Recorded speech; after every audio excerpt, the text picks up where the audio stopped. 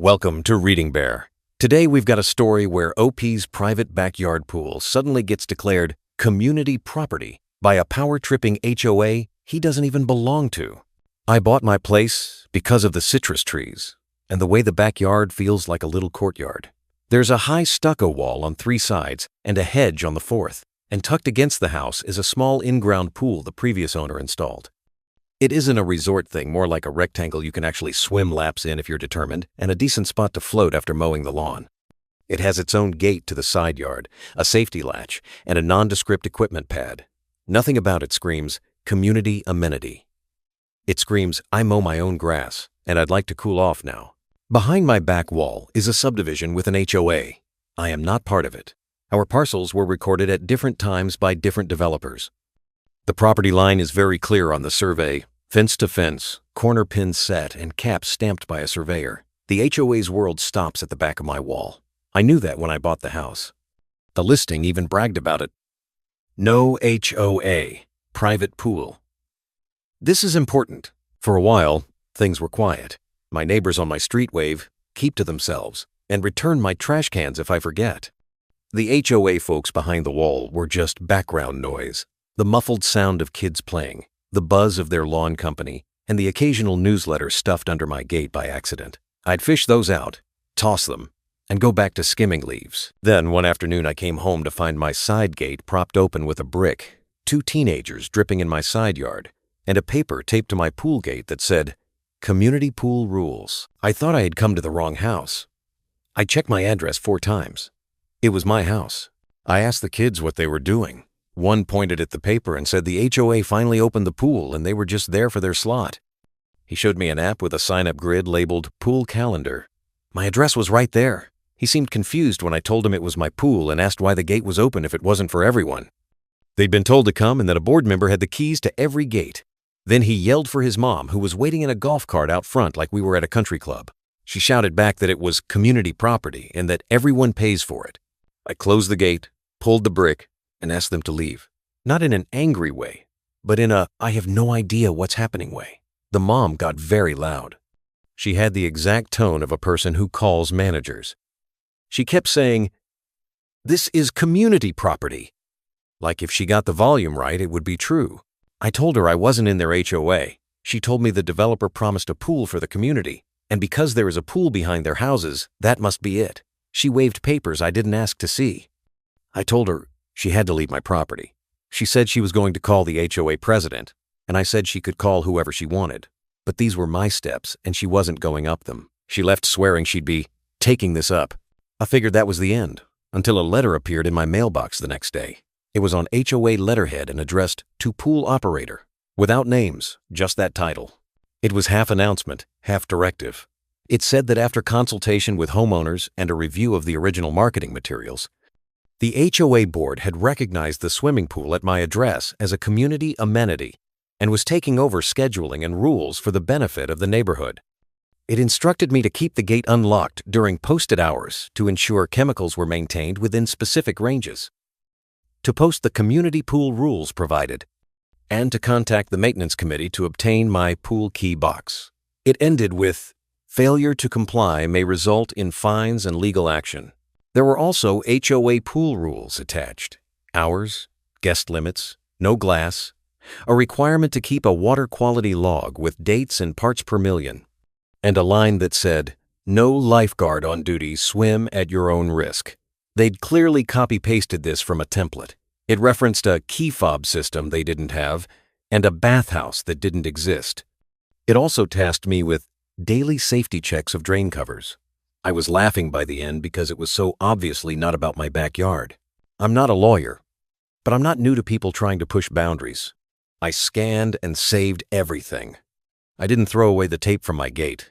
I took photos of the letter on the kitchen table with the envelope. Then I walked next door to my neighbor who has lived here forever and told him what happened. He rolled his eyes and said the HOA behind us had wild swings depending on who got themselves elected.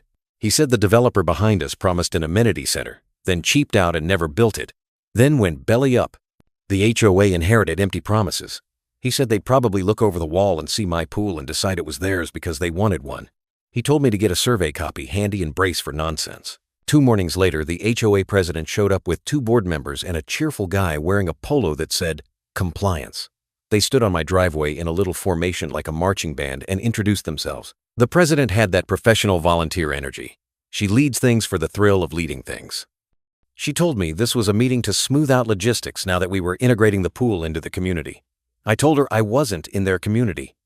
She told me I could join as an associate member and that they'd waive the initiation if I cooperated. I told her no, because I didn't need a newsletter and the pleasure of being told what color my porch light should be. She took a breath like I had been rude to her personally. Then she said something that stopped being silly and started being alarming. Whether you join or not, the pool is a community asset. She had a resolution printed. It said the board recognizes and designates the pool on my parcel as community property and assumes oversight and operational control. The words operational control are memory burned into my mind. She wanted me to sign acknowledging the arrangement in which I provide the property for an amenity and they provide the grief. I did not sign. I told them I wasn't interested in playing HOA pretend. The compliance guy stepped in with a smile and said he understood the confusion and that they were just here to establish clear rules so I didn't create liability for the association. He said, "We're on the same team." I told him the only team I was on was my fence is my fence. They left after telling me the decision had been made and I should expect my key box on Friday. That afternoon, someone stuck another copy of the pool rules on my gate, this time laminated. Here's where the malicious compliance enters, but not immediately. First, I cleaned up the paper, took more photos, and called a real estate attorney. I sent her the letter, the resolution, and my deed and survey. She called me right back and sounded like she had been waiting her whole career for something exactly this dumb. She told me this wasn't just overreach, it was trespass and potentially defamation if they were telling third parties they controlled my property. She told me not to sign anything and to save everything. She also told me something important that changed the way I looked at their nonsense. If they are asserting control over an amenity, they take on obligations that go far beyond telling people not to run by the water. Ask for their insurance, she said. Ask who their pool operator is. Ask for permits. Don't threaten. Ask like you're cooperating. So that's what I did. I emailed the board using the address on their letterhead and said I'd be happy to align with their rules. I copied and pasted their phrase, operational control. I asked for the following. 1. A certificate of insurance listing the pool as an insured location and naming me as additionally insured. 2. The name and license of the pool operator since their rules referenced water quality logs and equipment checks that are standard for commercial, public pools, not private ones. 3. The permit from the county health department for operating a public pool. Their rules referenced inspections. 4. The maintenance schedule and safety plan, life-saving equipment, fence specs, emergency phone. 5. Contact for the key fob system since their rules referenced it. I said I would also need a rental license agreement for use of my land, even if nominal, because my attorney told me to get it in writing that they were operating. I kept the tone polite. Think over the top helpful. I said I looked forward to supporting the community amenity. They loved it. The president wrote back within an hour thanking me for my cooperation. She didn't attach a single thing I asked for. She said the insurance was handled under the master policy. The operator would be our maintenance committee. Permits were not necessary for a residential pool, and the key fob system would be installed in phase 2. She told me to just keep the gate open and post the rules. She ended with, refusal to comply will be noted. Noted is HOA language for, we're about to do something stupid. I replied and said I'd go ahead and post their rules and open the pool during the hours they specified. I asked them to confirm in writing that the HOA is the operator of the community pool at my address. That exact sentence. She responded with one line. Yes, as voted by the board, the HOA is the operator of the community pool located at my address. I printed it. I printed 2 copies. Then I did exactly what they told me to do. I printed their rules and posted them on my pool gate with clear tape. I printed their hours. I added a line at the top. This pool is operated by HOA name. For questions, contact HOA email and the president's phone number as provided on their letter. Underneath, I taped their board's yes email with the names blacked out except the title HOA president because I'm not trying to dox anyone. I left my gate unlatched during their posted hours. I didn't invite anyone. I didn't advertise. I did not do anything except exactly what they demanded. I even used the same font they used. I did it almost smiling because it felt unreal. Then I went to the county website and filed a pool complaint. Not in a vindictive way. In a, here is a thing that exists way. I said there was a pool being operated as a community amenity by a homeowners association without a public pool permit, without posted lifeguard signage, without a bathhouse or an emergency phone, and without any water quality logs. I attached a letter recognizing the pool as community property, the rules, and the email confirming they are the operator. I gave them the HOA's contact info. I included my deed and survey that show the pool is on my parcel. I wrote one line in the comments. I am not a member. They assert they operate this pool. Please advise what rules apply. I do not know what exactly happened in the machinery of the county between that complaint and the next week, but whatever it was fast. A health department inspector came by during the posted open hours, saw the posted rules, knocked, and asked to see my logs.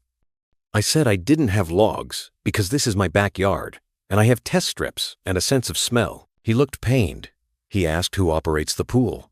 I pointed to the paper on the gate. He took a photo. He asked if anyone was swimming. I said not right now. He asked if he could see the equipment. I showed him.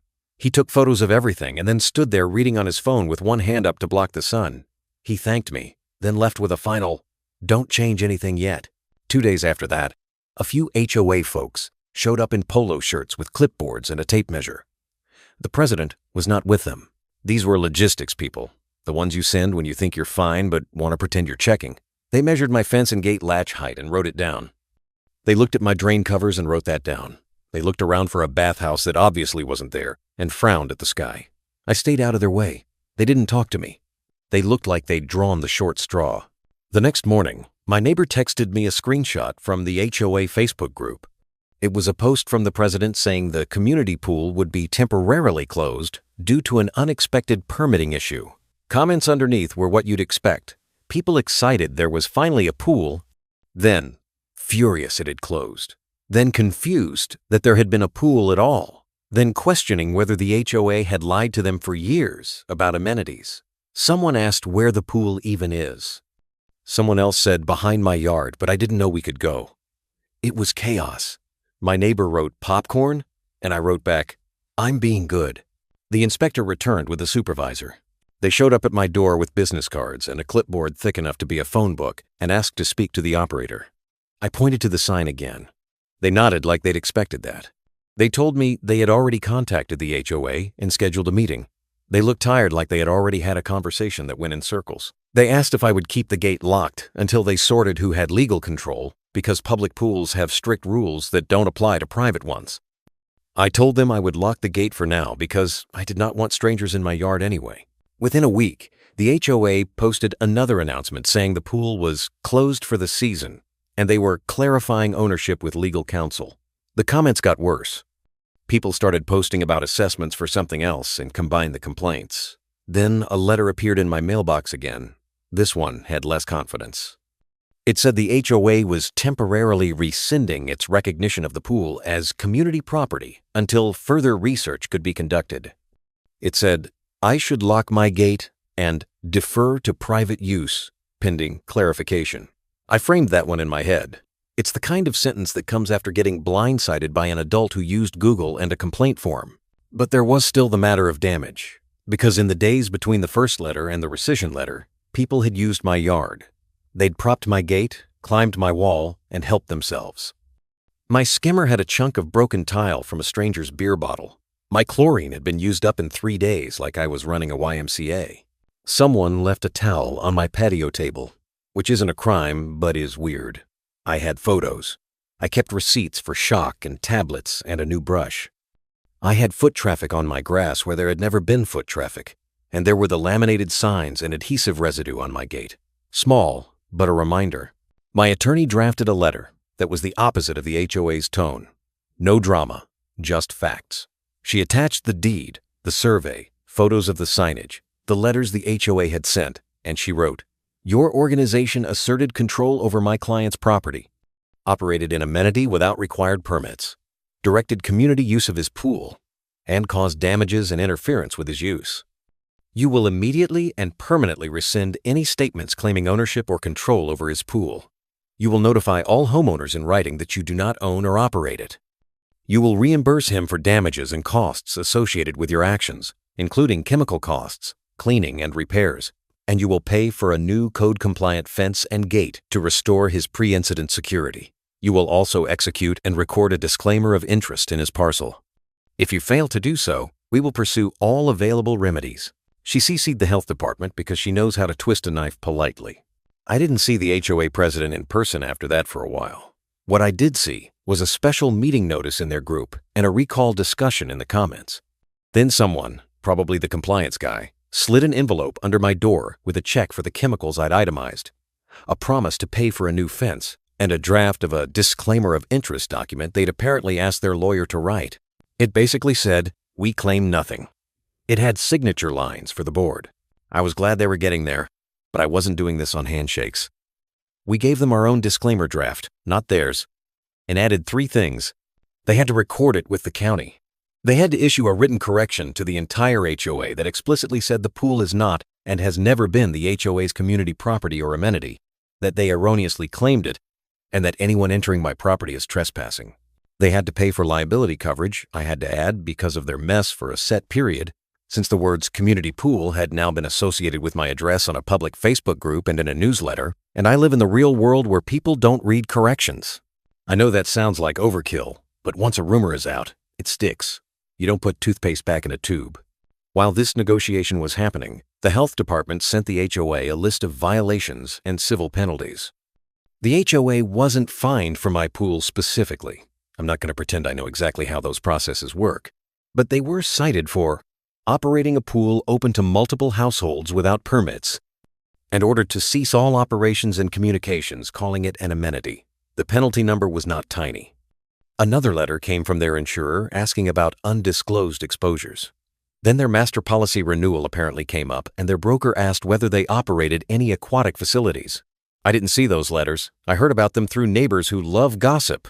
What I did see was the HOA's own communication saying their premiums might increase due to recent events.